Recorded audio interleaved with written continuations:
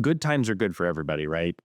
Bad times and how you handle them are really important. If there is an unescapable problem within your company and within your past performance, sometimes it's best to own it. There's a fun clause in every RFP almost that says, the government reserves the right to look at any information that it has, not just what you give us. So if there's a problem, I'm not saying put it in flashing lights, but acknowledge it and explain how you handled it. Because customers are interested in knowing innovative problem solving when things go wrong as much as they are high performance when things go right.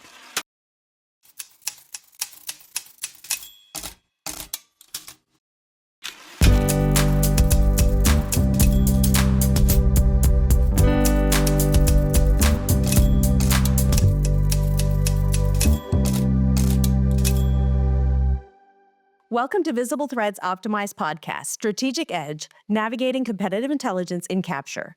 In this episode, we delve into the strategic world of competitive analysis and intelligence within the capture and proposal process. As businesses strive to gain a competitive edge in today's dynamic market, understanding and leveraging competitive intelligence has become more crucial than ever. In this episode, we will explore why some companies may under-focus on competitive analysis and discuss the optimal timing for conducting such analysis within the buying cycle. We'll also examine the types of competitive intelligence that can be gathered, ranging from technical capabilities to pricing strategies, and how these insights can be seamlessly integrated into capture strategies and proposal responses. Join us as we uncover the tactical approaches that can transform competitive intelligence into a powerful tool for success. I'm Marcia Watson, CEO of BTW & Company. We are a consultancy of growth specialists, strategy facilitators, and proposal experts with a passion for helping government contractors operate more effectively to achieve their growth targets and make an even greater impact on their customers' missions. Joining me today is Steve Skeldon, Capture Director at Chickasaw Nation Industries. Steve is an experienced capture and proposal professional with over 14 years of experience in the federal market. He made the jump from proposal development to capture management in 2021. Steve is a member of the International Board of Directors for APMP and formerly served as Vice President and Conference Chair of the APMP NCA chapter and was named APMP 40 Under 40 in 2018. Steve, I'm so happy to have you here with me today. How you doing? Great. It's great to be here. Thanks for having me. I'm looking forward to this conversation. It's important Me stuff. Totally, absolutely. So, Steve, we've known each other for a long time. Both of us started careers at one of the bigs, and then we kind of found our way up the ladder, and now we're the thought leaders that we are today. Your experiences at APMP are inspiring, and your activity across this industry is remarkable. But really what we understand is that demonstrated early mentorship and guidance is a solid foundation for growth. I know you and I both appreciate our roots, and we're so excited to have grown to who we are today. Absolutely. Yep. So, Steve, in competition, the winning bid should be verifiably better than the competition's. And in these days of protest, that intel should be rock solid and incontrovertible. So I don't think that it's a coincidence that we shifted our professional focus towards capture and solutioning. We spent way too long looking backwards, meaning that you and I, Steve, know how to produce a better proposal when pre-RFP activities align to what we need to say to strengthen the competitive value of the bid. So with that, let's just get into it. Why do you think companies tend to just under-focus on competitive analysis? So I think a lot of the time companies tend to under-focus on competitive analysis because they're doing what they call in the industry drinking their own bathwater. There's a lot of, oh, we're the best at this. Nobody does this like we do. And that may be true if you're a brand name, in the services market, like a McKinsey, there's or a Deloitte, there's a lot that they have proprietary that other companies can't do. But for the vast majority of specifically services contractors, it's pretty replaceable. There's not a lot that your company does that my company does that is not replicable by other companies. Management approach is one place that you can design innovations, but it's difficult because there's only so many different ways to manage a contract. Technical approach is another where companies can really shine in their solution development is trying to find a way to make it more efficient, save the government time, money, or increase quality, right? Those are the big three triangle. But people tend to think, oh, they get in their heads and they think, oh, we're the only ones that can do this. We don't need to worry about the competition. This customer loves us. There's no need to worry about it. You end up getting bitten. You end up getting bitten on price. You end up getting bitten by another innovative approach. There's a lot of ways that you end up getting bitten when you don't focus on the competition. Yeah, absolutely. And there's consequences to that as well. I mean, we all hear about the terms ghosting and competition, but really it's a matter of being able to demonstrate your company's own strengths in their value proposition and to be able to use validation to justify those strengths. But it's even better if you can use a comparison to justify those strengths from a competitive analysis. So knowing that that brings such value, why is it that companies might not put the right resources into competitive analysis as a best practice inside the organization? It's expensive. The amount of time that it takes to understand your market is not small. There is a habit in the industry that I've seen at multiple companies to chase things that just came out because, oh, this is right in our sweet spot. Um, you know, oh, this customer asks us to bid, and there's a number of reasons the customer is going to ask you to bid, and oftentimes it's to drive competition because that's their job. So understanding the messenger on when you get asked to bid something is critical, and it's not always because they want you. Sometimes it's because they need to have 2 or 3 bidders. So that's the time constraint around that is what makes people not focus on competitive analysis. Um, it's hard, right? There's only so many things that you can do to learn about your competition. A lot of what we do is public as federal contractors, but a lot of what we do is not public. CPARs are not public. How well you do the job is not public. You have to be able to get insight from conversations with customer, conversations with people on the program, on adjacent programs. There's a number of different ways to do it, but none of them are quick. There's no easy button for competitive analysis, although I wish there was because that would make my job a lot easier. I'm sure some of the AI companies think there probably could be one. Darn, I did not make it far enough without Theoretically, mentioning but AI. any system is only good as the data that goes into it. So True. True. Well, let's talk about that. So we're going to bounce around on the topic a little bit, Steve, following your lead. What tools are available for conducting competitive analysis? there's a lot of open source tools out there that are provided by the federal government, by your tax dollars. There's FPDS, which is the Federal Procurement Data System that catalogs every contract action that is taken in the federal government. Those are publicly accessible. It's not an ideal system. It's not particularly easy to navigate, but it is doable once you get the hang of it. Um, I don't know why I didn't think of this before. I've always searched for like contract numbers and customer and contracts and customers to try and find something.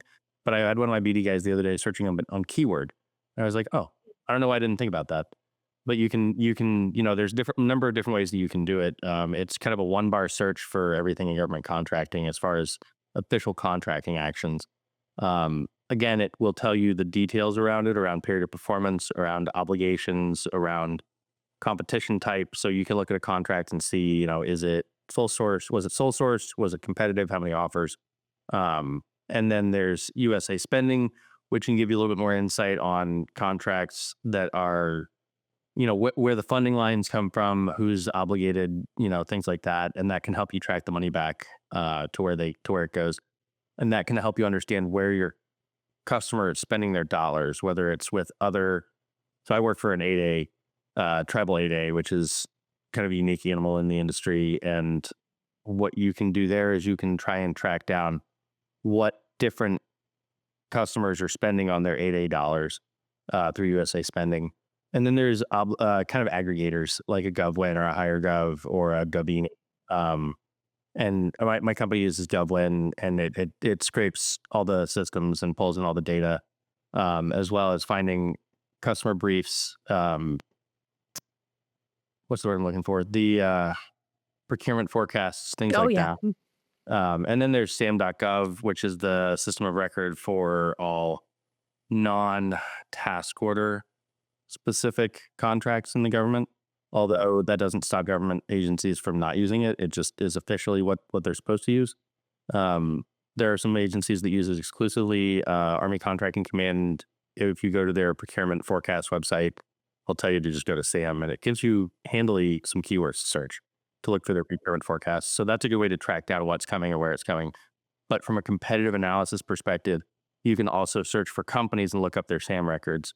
And you can get an understanding of how big they are, especially in the small business market, because they have to represent what their small business size standard is under certain NAICS codes, North American Industry Classification System. So using that, you may not be able to tell exactly what their annual or what their 5-year revenue is, but you can tell if they're representing small under 16, 32, 45, whatever the size standard is. And that can help you understand who is competing, if not what they can bring to the table. Yeah, and I think even understanding who is competing is pretty critical. In our consulting firm and when we work with our clients, it's a matter of, do you maybe know how many competitors there might be in the market is the first question to answer, and a lot of times the answer is, well, it's a vehicle. The competitors are the other awardees on the vehicle. Well, no, you can really get down deeper into that, but it is kind of that funneled approach to getting to the degree of detail that the opportunity warrants, what your resources can afford, or be delegated to get into in the time frame that you have. There's a lot of external influencers on how evolved that competitive intelligence can get. But I want to tie those strings together of the tools that you just talked about. So for example, you can get into FPDS and you can identify from that contract how many mods it's had, which kind of gives you that, did they underbid to begin with and do they need to push that up? Or are they being deobbed? So you can get the public information on the contract value, but you don't actually understand how the money is being spent without getting into FPDS, for example, to see that. And so that gets you a lead.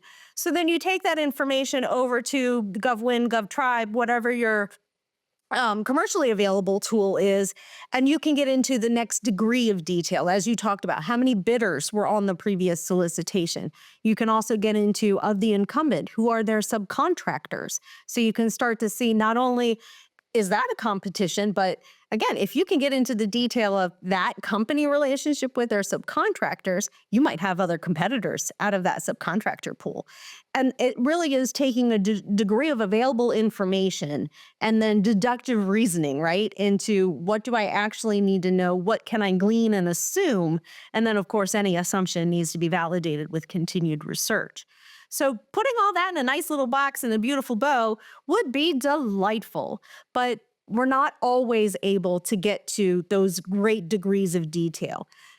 So taking it back to the broad, and then we'll come back down to the narrow. Why is it that companies think that, that, oh, the competition is who's on the vehicle? Why do they think they don't need to go any further than that? And as you kind of talked about, it's resources, it's expensive, but I feel like there's a philosophical mindset that I think we need to break down. Humans are inherently lazy. They have a list of, and I am no exception to that. They have a list of contractors. I'll give you an example. The Oasis 8A Pool 1 has, I think, 98 contractors on it. It ends in about a month. So this is not going to be helpful past the middle of December. But we were chasing a large DoD opportunity. We knew it was coming out on Oasis 8A Pool 1, and we could have stopped there. We could have said, okay, it could be any one of these 98. But we knew that it was an 8A set-aside. And even though everyone on the vehicle, it was 8A when the opportunity released, that doesn't mean that they are now, right? The 8A program was 9 years, is now 10 years. So once you're in, there's an expiration date, and a lot of those people would get in at their last couple years and be grandfathered in. There was a recertification on the vehicle halfway through the 10-year period of performance. So some of them dropped off then, others didn't. But what we did on that one was we asked the government to require recertification at time of proposal. And so the idea there was to drop the competition down, right? So to go from 98 to, I think it dropped it to 30 something. So cutting out 2/3 of the competition right there. And then additionally, there was a size standard of, I think, 23 million on that particular one, somewhere in that ballpark. So we were able to scrape using SAM, and this is really, it's all about combining your resources, right? It's combining SAM, it's combining FPDS data. It's combining GovWin data, combining our strategy team uses BGov for a lot of data analysis because there's a powerful data output tool there. And using that, we were able to see who was small under that NAICS code, whatever it was, 541 something, 330 maybe 519, 519. But we were able to drop it down. And I think by the time we got to the release, the government had indicated that they would require an 8A recertification, and they had indicated that they may require a size standard recertification, which is not always something that you're going to get on a task order bid. But we had narrowed the pool of competitors down to like 14. And of those 14, we knew who had work within the agency, and we knew who was a likely bidder. And they were, I think it was maybe 7 or 8 of us. So from 98 to 7 or 8 was where we drew our focus on gathering that. We also focused on an unknown dark horse, right? Because we're not going to catch them all. It's not Pokemon. So we were trying to, from a price to win perspective, understand who might come in that we weren't seeing and get lower than us. Although this was very much a solutions-based bid. That particular one ended up being a no bid due to a number of factors, including some last-minute government requirements that came in. But I'm pretty proud of the competitive analysis that went into it. Talking to people in the industry, talking to people at the customer, getting an understanding of those 7 or 8, who they liked, who they had issues with. So once you narrow that list down, it becomes much more of a manageable scenario. I mean, what's the old saying? How do you eat an elephant? And the answer is one bite at a time. Eating a 98 company elephant is a big task, but nobody has time to research to the level that you need to 98 companies. But you can research 7 or 8 fairly easily, right? That takes a lot less time and a lot less resources. Absolutely. Congratulations on that degree of shaping. Whether it ended up in a no bid is kind of irrelevant, because I'm sure there are 6 other companies that would love to shake your hand right now for helping them. But that's impressive. That is something that is very, very difficult to do, especially on a vehicle, getting size standard recertifications, but you have to know what you're up against in order to know whether or not that's an appropriate tactic. It could certainly backfire if you're not paying attention to yourself. And especially in the terms of a tribal 8A, you've got long-term implications of making those sorts of changes on vehicles and such.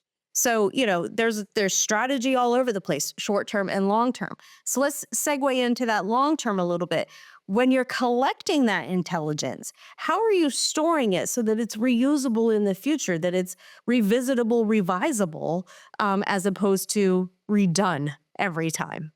Yeah, that's a really good question. And to be honest, we are working on building that. I just had a goals meeting with my boss yesterday, and that's one of our goals for this year, is to really kind of amp up our competitive knowledge database so that we don't have to reinvent the wheel every time.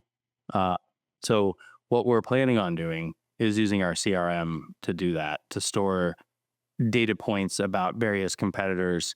I'd like to bring in more of an automated solution, not an AI solution, but like scraping FPDS and SAM to understand competitor landscapes from a work perspective and from a size perspective, because it matters a lot more. And if you're at a large, it matters a little bit differently.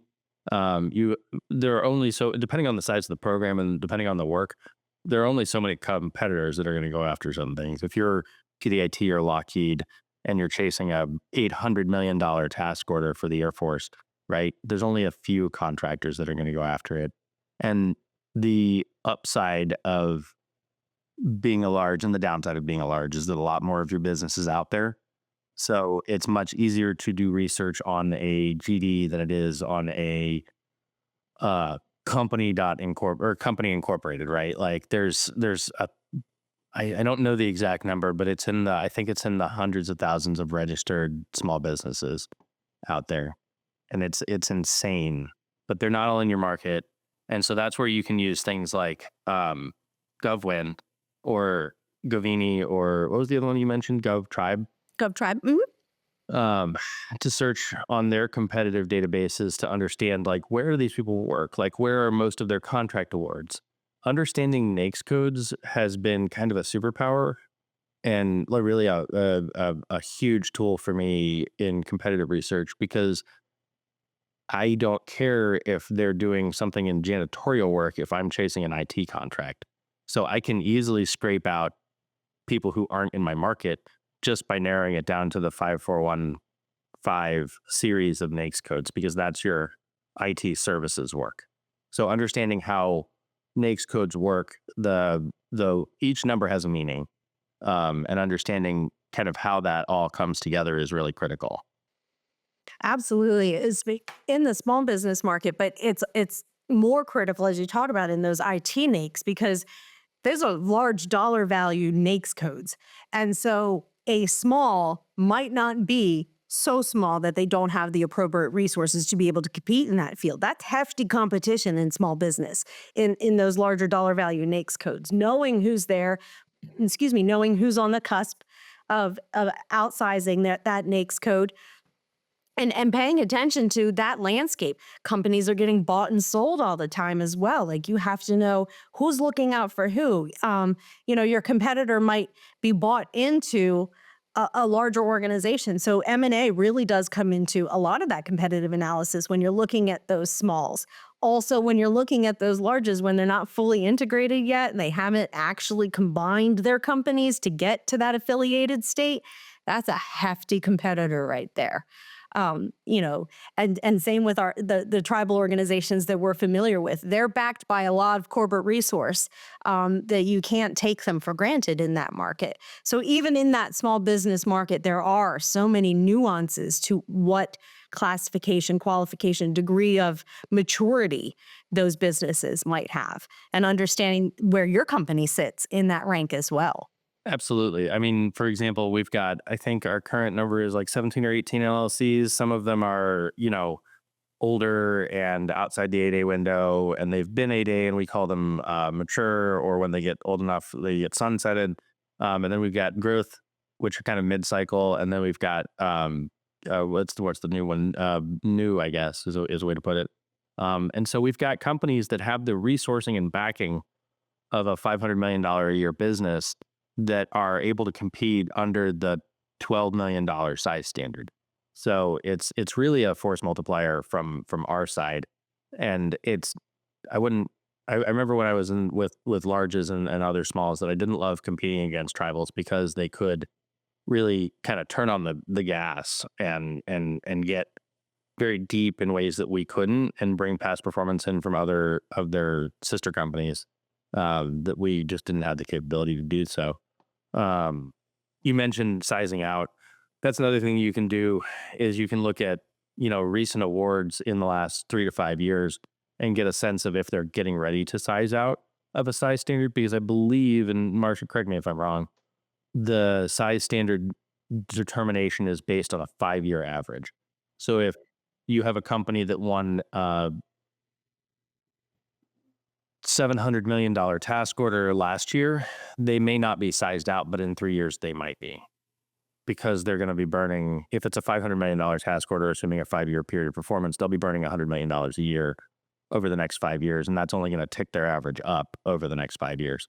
So getting a sense from a long-term perspective on where your competitors are and where they may go is really critical. And we have teaming partners that will intentionally not bid on large opportunities because they don't want to size out and lose a competitive edge. Hmm.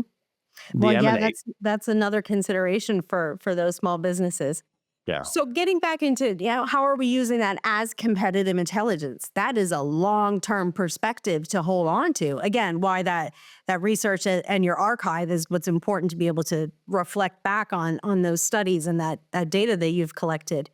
But looking at the timeline, so we've talked about, not much can be done once that RFP drops in terms of competitive intelligence. So you just talked about, look, I can start looking 3 years ahead of who's going to be sized out.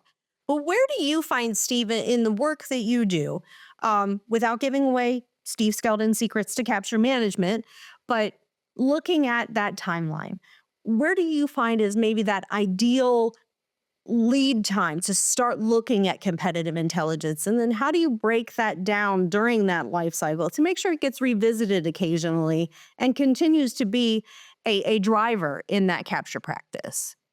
Sure. Yeah, no, that's a really good question. I mean, the first thing that you'll do, and everybody's familiar with the business development life cycle, so I won't get deep into that. But after you've qualified the opportunity, you get a sense of, from a timeline perspective, the question was when, and the answer is 9 to 18 months out is when I like to start getting engaged in a capture. Larger ones further out, but there's limited ability to impact change too far out because the requirements change so rapidly. The opportunity that I was talking about before, in the 16 or 17 months that I was tracking it and working on it, it probably changed, I don't know, like 15 times. Customer personnel came and left. The size dropped it went from like 5 to 800 to 400 million. So it really bounced around, and there was a lot of political aspect to that as far as internal customer politics and then politics around, we've just undergone a major election in this country, so there's a lot that's going to change in how acquisitions are managed that way. So just being aware of what's coming up and trying to get ahead of it as much as possible. But there's definitely a point of diminishing returns the further out you get. Like if you're 3 years out, you can have a sense of the market. But as far as a particular opportunity goes, you may not have the ability to know fully what's going to happen in the next 3 years from when it comes out. Like, you'll hear people say, "Oh, you should start your capture the day it's awarded." Sure, to an extent, right?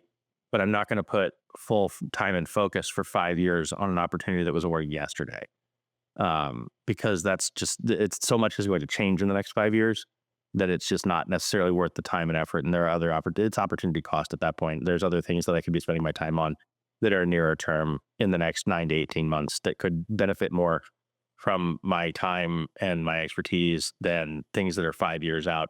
Keep a finger on the pulse, but that shouldn't be your full-time focus until it gets a little nearer. Hmm. Yeah, absolutely. And then so when it does get nearer, that's when you can start to see who's going to fall off, who might have, been acquired or outsized and all of those things.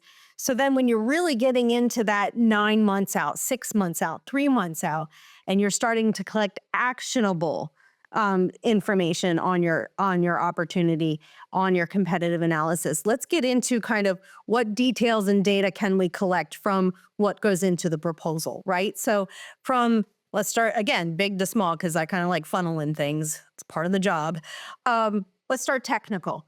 How, especially in a services, in a tool or supplier product, you've got solid things that you can compare to. I can compare my widget to your widget and know which works better, or at least think I know which works better. But in a services environment, from a technical perspective, maybe we'll touch upon the other topic next. But how do you really get into competitive analysis and competitive intelligence to a services type technical approach?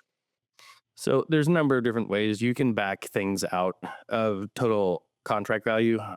You can make some assumptions around average wrap rates and get a sense of, you can back into it using what you know about the market and what particular, and I'm talking specifically pricing right now. You can get into like, how did they solution this? Well, we think that they would need XYZ from a technical perspective. What did those people cost? You can kind of build up that solution on your side, and that's price to win.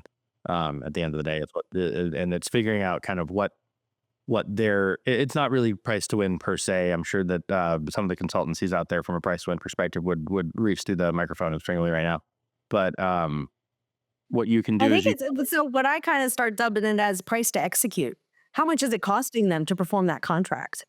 yeah. So you can kind of get a sense of what you can make a ballpark guess on what their fee is. You can make a ballpark guess on what their wrap rate is. I can tell you that a notorious low cost provider will have a much lower wrap rate based on their business model than a large systems integrator with a lot of facilities, a lot of overhead costs, highly paid executives. So that's all going to go in. So you can really kind of guesstimate their wrap rate based on that. And after you've got that, and you've got what you assume is their direct labor rate, then you can kind of back into how that's all put together. And that gives you a sense on what their technical perspective is and what their technical approach is. And it's as much math is involved, which hurts my brain. There is a lot. It's much. I think I was much more of an art than a science on that front. It is. And I personally love that I said, how do you get technical strategy? And you went to pricing, because how many times is pricing the last thing we start looking at? In a services environment, your price will drive your technical approach and not the other way around. So I'm so thrilled, Steve, that you made that correlation without the drive to the question, because in a services environment, that is the way you go about it. That is the information that you need. Obviously, we can get into the key personnel and what their roles and responsibilities are, relationship with the client, but technical response in a services environment is highly driven by price. So having the opportunity to draw backwards again, bring in maybe a price to win expert to help do some of those calculations that those of us who are on the ward side of the industry don't appreciate. Well, absolutely appreciate. We don't want to do. And then use that to get further competitive intelligence out of these companies that you're evaluating against. You'll be able to see, from a technical perspective, what's their turnover rate if you're looking at, Glassdoor or, Indeed, and seeing, how many vacancies they're posting for these positions if it's an incumbent capture. So let's pull on technical a little bit more if we can switch over to some of the products and services, or products and supply. I know that's not exactly your area of expertise, but again, deductive reasoning, how do we go from what we do know into what we should know or could know in changing industries in that way? Sure. So from a product side, and you're correct, this is not my area of expertise, but I'm happy to BS on it. I think educated guess, flags. From a product side, I mean, let's take software because that's probably as close to what I know as we can get here.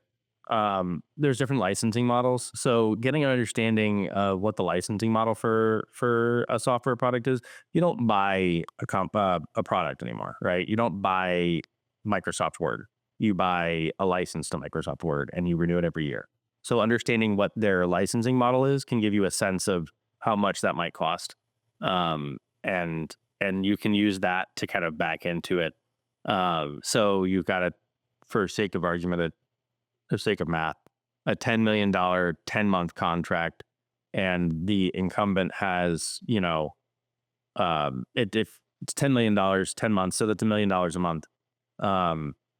So what of that $1 million, what does that cost? The cost is not $1 million in software a month, because then you've got to add on the warranty service and the implementation. So you can make educated guesses on how much of that $1 million a month is services versus the product itself. And you can kind of back into that. And you can do that via market intelligence. You can understand similar products. You can, I don't, this is an ethical gray area, but you can schedule a demo and get pricing that way, but they're not going to give you the same pricing they're going to give the government. So with a grain of salt and with an ethical eye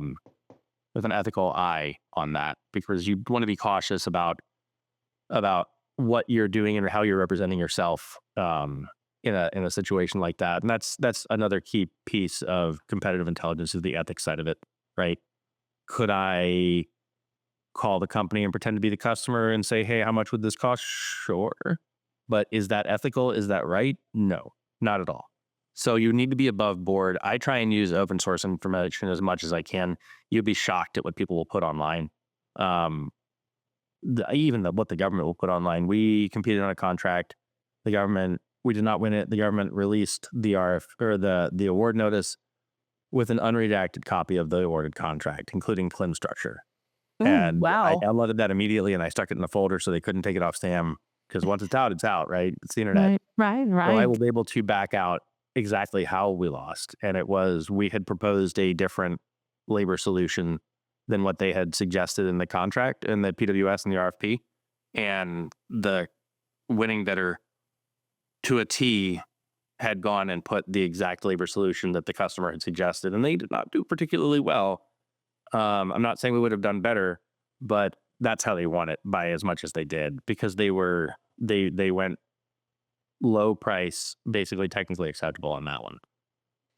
But it was Yeah. interesting. And all I had to do was just like look at the award notice. But you can Google things, and uh, using Google in an effective way is really critical. Learning how to use advanced search and tags like file type PDF is pretty critical, because you can find specifically what you're looking for. When I'm looking for customer documentation, specifically DoD documents, DoD policies, they're not always the first result. But if I put in, I think it's file type PDF, only PDF results will show up. And so it's much easier to search down that. And you can do the same thing.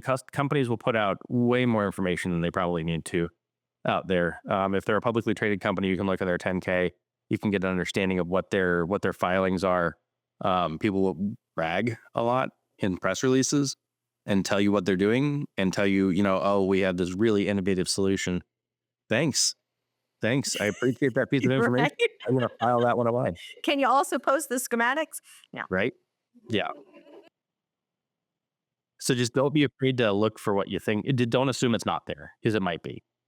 Exactly. And that's again where the time factor comes in, because you don't know what you can actually find until you start searching, and then the rabbit holes just present themselves. I love getting into a good GovWin rabbit hole. I can click my way into the center of the earth. I don't know how to get back, but it drives you, especially a curious individual, which is the appropriate person to be in a Right. capture role. Is because it's exactly, how much more can I learn? How much more can I know? And then what do I do with that information? We'll get to that next. I want to pull these strings a little bit longer. So we talked about pricing. We talked about kind of drawing conclusions into technical solutions. We've discussed a little bit past performance. Past performance comes with the territory, that degree of assessment of that competitive analysis. You can see, again, the mods that they're getting. You can see, obviously, if they don't get their option years extended, those sorts of things, to kind of glean perspective on performance. But let's then talk about, how do we get those facts caught into our own corporate discriminators, and how do we use that information that we've collected in drawing out what that means for us and our company? Yeah. So here's a good one. This isn't necessarily something that we've done, but it's something that I would absolutely do if I saw this. If you see a contract awarded on April 3rd and on April 6th, April 30th, you see mods, and their mods around adding funding or already extending period performance, their transition has not gone well. So what you can do then is say, in your technical approach, here's how we execute transition, seamlessly. We have the ability to do XYZ. Here's our incumbent capture rate. Here's what we do to mitigate risk and mitigate schedule risk. And we can turn this 100-person contract on in 3 days, right? Whatever. That's unrealistic, but you get the point that I'm saying. Yeah. I mean, alternatively, even without, like, the benefit of incumbency can be leveraged as well, right? So if you're the incumbent and for whatever reason the customer decides to put it out on a vehicle that you don't have access to, you can still find somebody that has that vehicle, team with them, and bring the workforce. So you can say, in that company's proposal, your prime, the prime can then say, we have the lowest risk transition because we have the incumbent on our team, right? We have the ability to turn this on day one. The risk of low performance is almost nothing because everyone is badged, everyone is in the system, everyone is doing the work today. So you really drive transition risk down a lot, and especially in some of your higher mission importance places within the DoD and within federal health, that's critical because there can't be a lapse, right? There can't be a lag in service. I mean, if you're doing acquisition support for the Forest Service, it's probably a different story. But if you're doing, mission support work for Army Cyber, then they really can't have an off day, because that means that, China or Russia wins, and that's a problem. So, Yeah, we hate it when that happens. yeah, we don't have that. Well, and again, along those lines, it's being able to know without a doubt that your company is the best company. And I will tell you, anytime a business developer ever said to me, this is ours to win, and then I said, who is your competition? And they can't answer, it's yours to lose Yeah. because somebody else knows that you are their competition. Yeah. And that's the other side of it. How do you use what you know other people know about you? This is the whole SWOT analysis, right? Maximize your strengths, Right. you know, Mitigate your weaknesses. Yeah. yeah. So how do you use competitive in that assessment to kind of look back inwards of your organization? So you can use competitive analysis on yourself, really. And in politics, they call it oppo for short. But it's research. And I'm completely spacing on what that what that means. But it's research on yourself from the opponent's perspective. And you can absolutely turn that around and do that to yourself. So if I said, what do I do wrong? And I've been toying with the ideas of things like premortems. I'm not sure if you're familiar with that, but it's essentially put yourself the day after the award is announced. Why did we lose? Right. Yes, And yes, you can great sit there and you tactic. can say, well, we lost because our price was too high. Okay, so how do we fix that? We lost because our technical was too aggressive. Okay, so where do we beef up to make sure the customer is comfortable with the approach? Or alternatively, we don't beef up. How do we communicate with the customer now to make them comfortable with this approach, right? How do we say, yeah, we don't need 3 risk management people, we only need 1 because XYZ. And then you don't just write it in your proposal. You go to the customer and you have that conversation. You say, hey, look, I know that your draft PWS says that you think that there need to be 3 of these people, but realistically, in our experience with this customer, this customer, this customer, that job can be done by 1, and here's why. So that kind of ghosting yourself almost is important. And if there is an unescapable problem within your company and within your past performance, sometimes it's best to own it, right? You look at it from a parental perspective. I'd much rather my kid just came to me and said, "Hey, look, Dad, I screwed up," than trying to hide it, because they're gonna find out, right? They will. They There's will. a fun clause in every RFP almost that says, the government reserves the right to look at any information that it has, not just what you give us. So if there's a problem, I'm not saying put it in flashing lights, but acknowledge it and explain how you handled it. Because customers are interested in knowing innovative problem solving when things go wrong as much as they are high performance when things go right. Good times are good for everybody, right? Bad times and how you handle them are really important to demonstrate, and that can eliminate a ghosting opportunity on your competitor side, because they may know about it. And if you've upfront said it, hey, look, we screwed up and here's how we handled it. We worked with the customer, everything got back on schedule within 6 weeks, and everything is good now. And we've been successfully performing now for the last 3 years after that one hiccup that was caused by XYZ. I don't know, our program manager got hit by a car. That was terrible, but we solved it. Things Right. like that. Hopefully, we have a better example in the real world. But it's true, Steve. It's true. I mean, and we were taught early on in past performance, when they say, please state any issues that were identified on the contract, and the company is so hell bent on saying nothing went wrong. Nothing went wrong. Nothing went We wrong. performed Yeah. perfectly. That's not true. It's not real. It makes no sense. So, yeah, we had a staffing issue, right? I mean, during COVID, there's nothing that couldn't have gone wrong. And luckily, we're kind of hitting the end of where COVID becomes, era is past performance. Gosh, has it been Yeah. that long? But to say nothing went wrong, absolutely untrue. So admit it. What went wrong? How did you resolve it? How did you put it into best practice, lesson learned, quality control plan to make sure it doesn't happen again? Not Right. only is that great on an incumbent contract, because the rumors are going around, oh, they hate the incumbent because X and X went wrong. Well, if that competitive analysis from the competition doesn't lead to, yes, but they fixed it, then I'm all great with them thinking that's what's going wrong on my program. Yeah. I'm going to go back to my customer, remind them, hey, remember we solved this problem. It is no longer an issue. We will write about it in our past performance. Please also reference it in our CPARs, Yeah. you know, Yeah. chances are you're So going to get a showing satisfactory score anyway, but show improvement, right? exactly. Try to Yeah. get that score boosted back up, especially if it is between, option year 2 or 3 got that satisfactory CPARs. You solve the problem.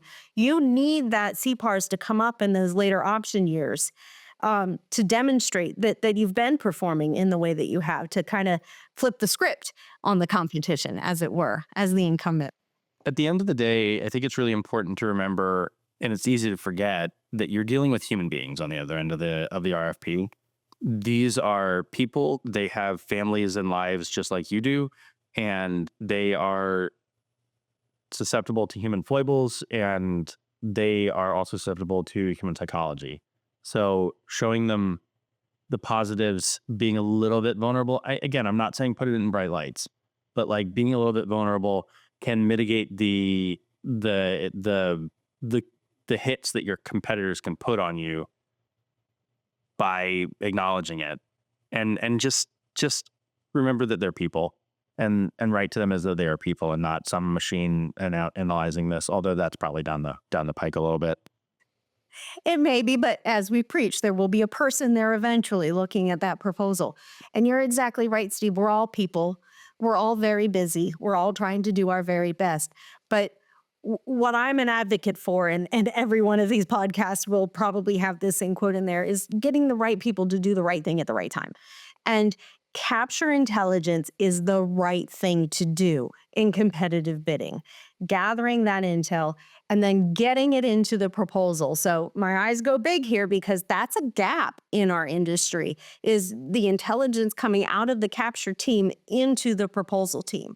So let's talk how do we get our humans correlated in that, what I call that relay handoff from capture to proposals, carrying that baton. And then also from that information analysis piece, how does that information get into the proposal? Yeah, no, that's a really good question. I mean, I think the thing that I have done in my career when I was in a proposal manager role and now that I'm in a capture manager role, the key is to be engaged early on. There are resource constraints. You can't always have a capture manager and a proposal manager running side stream with each other, but having regular contact and tag ups early on in the capture process with who your proposal manager is going to be can really help mitigate that, because then they can, act as a, reminder. Hey, you said X 6 months ago or whatever. Um, that can be really helpful because I forget things, you forget things, proposal forgets things. If you don't have that ability, though, the key is recording, writing it down, and staying engaged from a capture perspective in the proposal process. Because I have experienced capture managers of varying levels of engagement in the proposal process. I didn't get experienced capture managers who decided they were going to be the proposal manager. And I've experienced capture managers who disappear into the wind the second the proposal drops. So there's a middle ground there. And it's really important that you find that and that you work with your proposal manager. When we worked together back at GD, they had a graphic, and it stuck with me for 14 years. They had two lines. The top line was capture, the bottom line was proposal, and then there was a vertical line in the middle that represented RFP release. And at that point, the capture and proposal lines split spots. Mm-hmm. Capture rode shotgun and proposal rode on top. And that's really stuck with me because I think that's a very simple but ideal way to do things. You have to stay engaged with the proposal, but you cannot try and run the proposal because you have a proposal manager who is the professional that is doing that. You have to be engaged and you have to put your input in a timely manner. Don't show up at Gold Team and be like, why is none of my stuff in here? Because you had 2 other reviews to do that, my friend. Right? Right. Oh, We've all God. been there from a proposal perspective. I'm sure I've done it to people from a capture perspective, but that's where I try and do better, is that integration and handoff. We just switched over on a strategic capture. Last week, we ended our capture calls and transitioned them to proposal calls. And because I've been running with it for a number of months, on the first proposal call yesterday, people were like, okay, so Steve, what, and I'm like, nope. This is hers to run now. You need to talk to her. And so making sure, and I'm trying to be very, very just like very intentional about that because I had a boss at one point. I said, I want to go into proposal or into capture when I was in proposals. And she said, well, I found the capture managers who were proposal managers go one of two ways. They either are awful and try and get too deep into the proposal, or they're really good because they understand how the proposal is supposed to work and they support the proposal manager. So I tried very much to be the latter. I don't always succeed, but that kind of handoff and support is the answer to the question. How do you make sure that competitive intelligence gets in there? You look at it once it's in proposal, taking your hands off the reins and looking at the proposal from an evaluator's perspective and saying, how would I evaluate this, but also how would our competition, what's our competition going to say that is going to be a problem here, right? What have we not covered that our competition is going to cover? Absolutely. That kind of step back and outside perspective is critical. Absolutely. And as you talked about, having 3 reviews, if the company is following the color team system, even so, there are multiple opportunities for a capture manager to come in and validate that my capture is still well represented inside of this proposal. Gold team is not it. Pink team, that's where that comes in. Bullet it, mark it in there, get it in there, placeholder it, put in your action captions.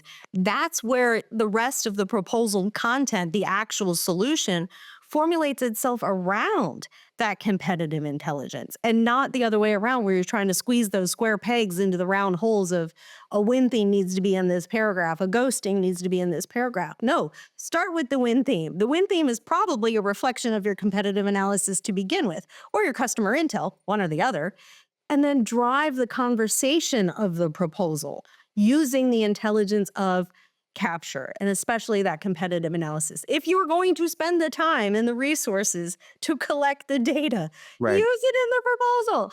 Um, And that's why having a proposal manager engaged early on is critical because I yeah. know that if I won the lottery and not hit by a car, I'm going to make this positive.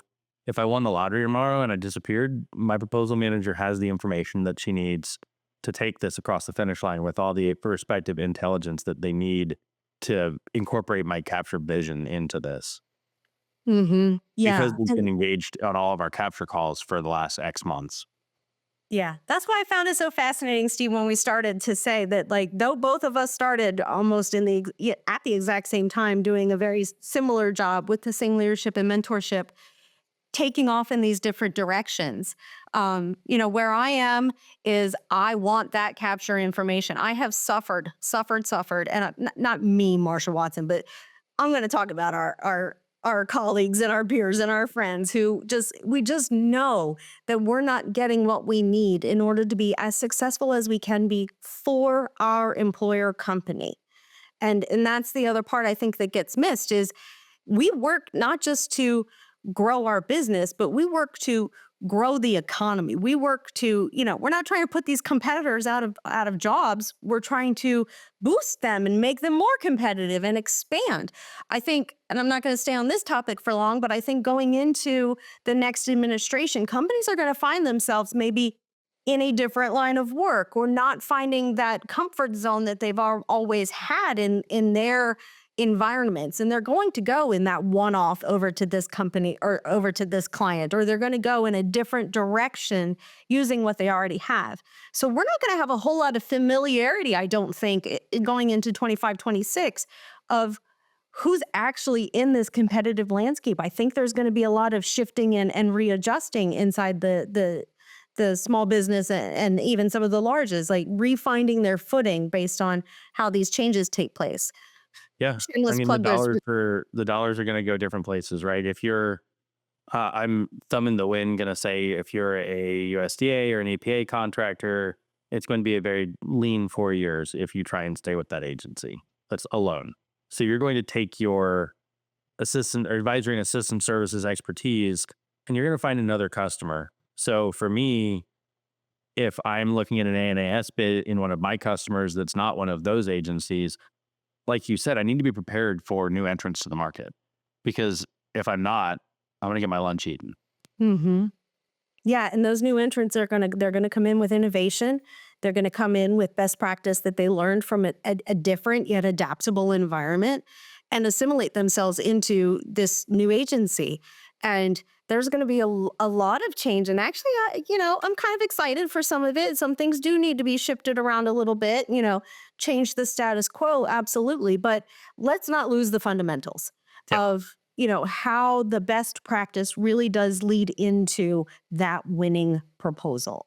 I'm going to hit one more topic, Steve, and then we're going to wrap up on time. So you mentioned earlier, we've been unfortunate. We've lost a bid. How do we use debrief information to glean competitive intelligence? Sure. Yeah. So that's a really good question. I think there's a number of ways that you can do that. One thing that you're going to get in the debrief is your price, which you know, and the winning price, which you may not know. And that may be a 2% difference. It may be a 22% difference. And so we just had one that we were like, how did they get so low? And we backed into it. And it turned out that the direct labor rates, what we assumed were correct on our side, had to have been wrong for them to be awarded at the price that they were awarded at, because it was a fixed level of effort that the customer provided. Like the spreadsheet was locked. You couldn't add a single hour. So things like that, getting an understanding of what, and so now we know that that customer is willing to accept for a significant discount, potentially not as good personnel because they have awarded at that, right? So, because, and not to say that how much you're paying your people is a direct representation of how good they are, but when there's a delta like there was on this one, it was like a $6 million delta on a $50 million opportunity. Like it was pretty significant. Like that's not going to be the same quality of personnel that you're going to get that you would have gotten at the DL that we put out. Right. Right. And I know that I'm talking a lot about losses, and that's throughout this podcast, but that's primarily because I learned so much more from the bad stories than the good stories. Right. And you should always get a debrief on a win as well, because you can learn from those. But from a loss perspective, you can often understand what rank you were, right? Were you the third best? Were you the second best? Were you almost there? How did your past performance stack up against their past performance from an adjectival rating? Technical approach as well. Oftentimes they'll give you, sometimes it's a one-page thing. Here you lost, here's the winning price. Sorry, try again next time. Sometimes they'll give you a really detailed piece of information. They'll give you a whole sheaf of letters. I don't think that I've ever actually seen them release the source selection decision, but God, I wish they would, because that would make NASA everybody's does. life work easier. Right? NASA is the only organization that I've ever seen that will actually Yeah. release the commentary from the source selection board. But you're exactly right. Let's take that past performance example. So we theoretically use the same past performance reference every single time. We know this is our go-to past performance reference. However, if after 3 debriefs, we're finding ours is referenced satisfactory and others are referenced highly relevant, we need to reflect on ourselves with that. What is it about our past performance that isn't showing the customer what we wanted to show? Is the other customers' past, or are the other competitors' past performance that much greater, or is it just telling a different story? Yeah. How well are you mapping to the requirements of the opportunity, right? If you're already aware that it's a somewhat relevant, but it is still irrelevant, but like a marginally relevant past performance, how can you tell that story better? And you can do that a number of different ways. You can have third-party reviewers come in and say, yeah, I don't see this. And just grab somebody else from a different part of your company, right? Like you may be at a small business with 10 people, grab the 10th guy who doesn't usually work on a proposal. They're still a human being. They still have a brain between their ears. They can still say, yeah, I don't see how that's relevant. It's as simple as just perspective, really. Getting a different one. If you find yourself in a situation where you are continuing to have that problem, then maybe you're kind of, like I said at the outset, drinking your own bathwater here. And you need a separate set of eyes, a different perspective on the work to get an understanding of how you can be better. Yeah, absolutely. And I love that you brought it full circle, tying it all back together and always keeping that human element as part of it. That's been a theme going through these podcasts this year. That's been a theme going through these podcasts this year is the human element. It's how we relate to each other and how we take the information that we glean from our jobs, our roles and responsibilities, and take it to the next degree and the next level at the next stage in the life cycle. And that's one of the things that I appreciate so much about you, Steve, is that, you have that big picture. You've been in proposals, you've gone up to capture. And so you have that relatable experience and understanding of what's true, what's needed, and what's good. So I appreciate you. And I appreciate that the leadership and the mentorship that you bring to our industry, especially with your work through APMP. So thank you so much, Steve. I'm going to go Thank ahead you and so wrap up much. for today. Thank you so much for having me, Marcia. It's been great. I really appreciate it. And I'm looking forward to continuing to work together here. Likewise, absolutely. So, just to close it up and wrap it up, incorporating the insights from today's episode into your capture process can significantly enhance your competitive edge. By ensuring competitive analysis is a continuous effort integrated throughout the buying cycle to maintain strategic awareness. Focus on gathering critical competitive intelligence, including technical capabilities, past performance, price strategies, leadership styles, even, and unique discriminators. This intelligence can be used not only to inform your capture strategy, but to proactively shape and create opportunities before they reach the proposal stage. When crafting proposal responses, embed these insights into highlights in your strengths and strategically counter competitive weaknesses. By transforming competitive data into actionable strategies and taking a proactive approach, you can position your organization for success in this dynamic landscape. Thank you so much, Steve, for joining me today. This has been the Optimized Podcast with VisibleThread.